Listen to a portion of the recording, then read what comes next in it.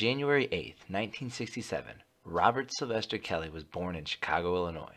Before he would go on to be known to the world as R. Kelly, a multi-platinum selling recording artist, he was raised by a single mother as one of 5 children in his family.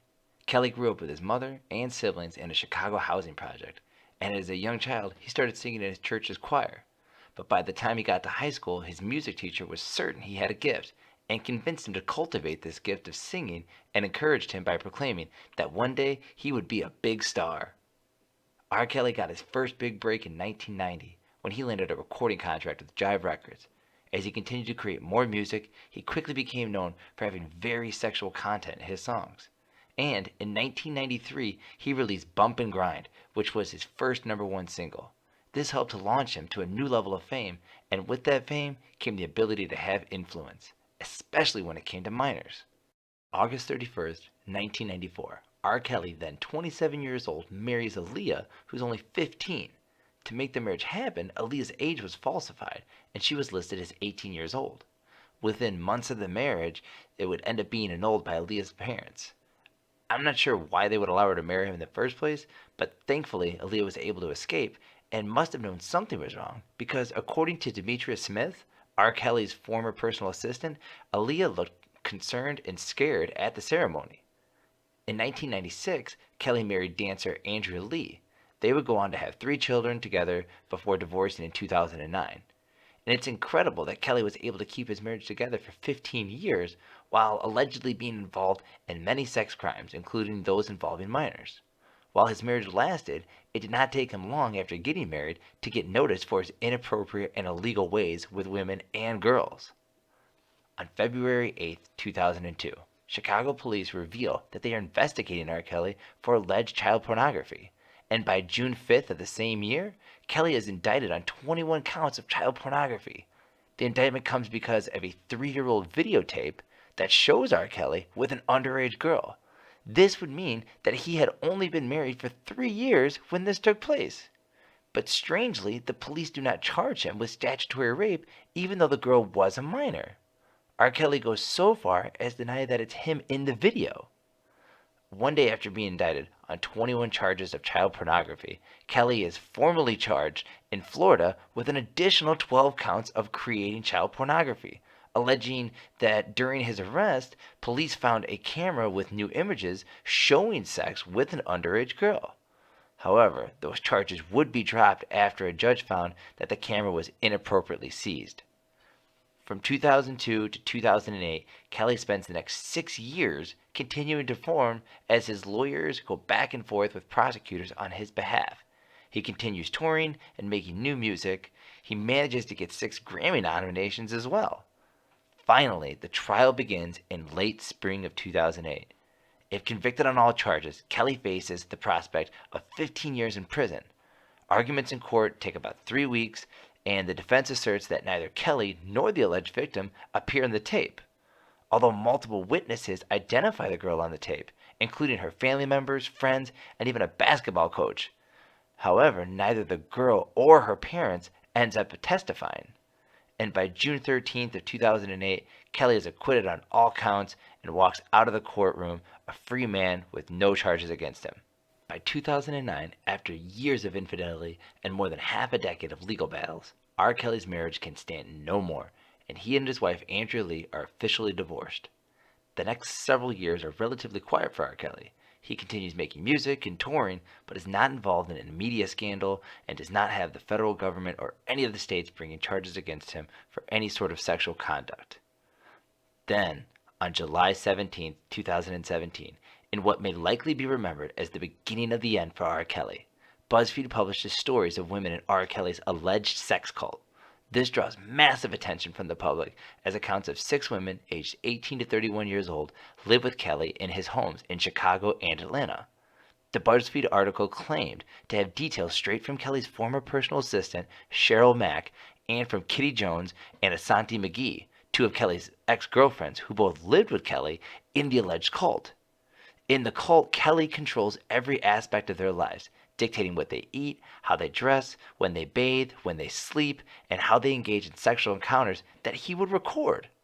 And while the idea of a sex cult run by a famous R&B star sounds unbelievable, There are several women who substantiate these claims, and R. Kelly himself released a song on July 23rd, 2018, titled I Admit It.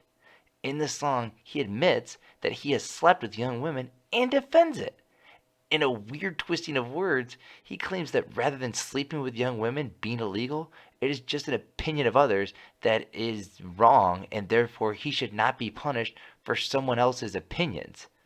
This is clearly preposterous, as the law is very clear that there is an appropriate age to engage in sex. With the buzz around R. Kelly picking up, his ex-wife accuses him of physical abuse publicly on October 4th, 2018. Several months later, on February 22nd, 2019, Kelly is charged in Cook County with 10 counts of sexual abuse. Outside of the criminal courts, R. Kelly has been battling multiple civil cases where numerous women were seeking damages for the pain he inflicted on them. And prior to the Cook County charges being brought against him, one of Kelly's former victims, Faith Rogers, appears at a press conference in New York City, saying that Kelly threatened to retaliate against her for filing a civil suit against him in the New York Supreme Court. Later in the same year, on May 30th, in 2019, Kelly is charged a second time in Illinois on new sexual assault and abuse charges.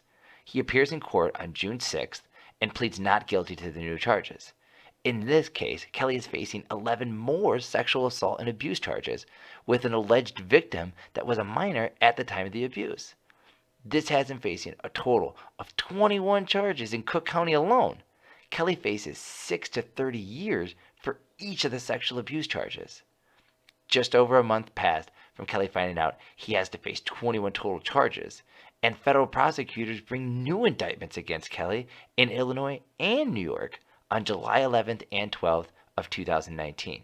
These newest allegations include child pornography, kidnapping, obstruction of justice, and trafficking minors and women for sexual purposes.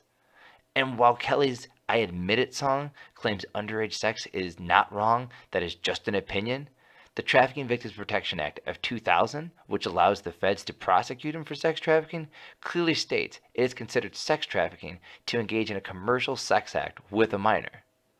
Within a few days of being charged, on July 16, 2019, Kelly pleads not guilty to the Illinois federal charges. Rather than going home, the judge orders him held without bond. And on August 2nd, in 2019, Kelly pleads not guilty to the New York federal charges. And even though he is stuck in jail because of the first judge denying him bond, the judge in New York also denies him bail. With 4 separate cases being brought against him at one time, it appears if it cannot get any worse for R. Kelly.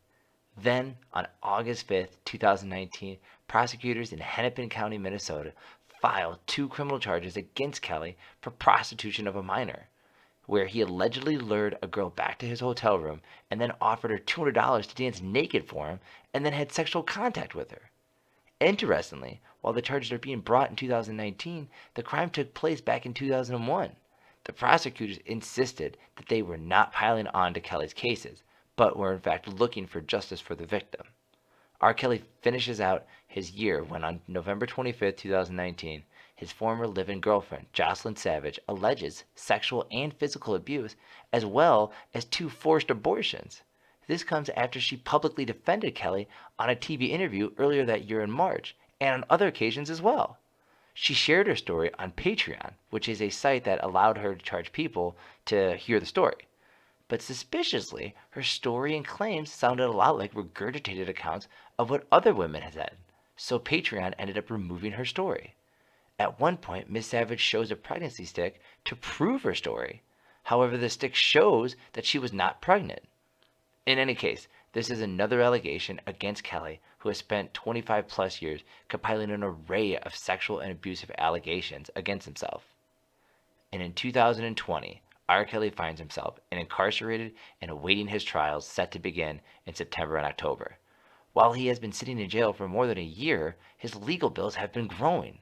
The cost of his legal battles over the past 20 plus years have left him with a net worth that is reportedly at a negative debt of $2 million.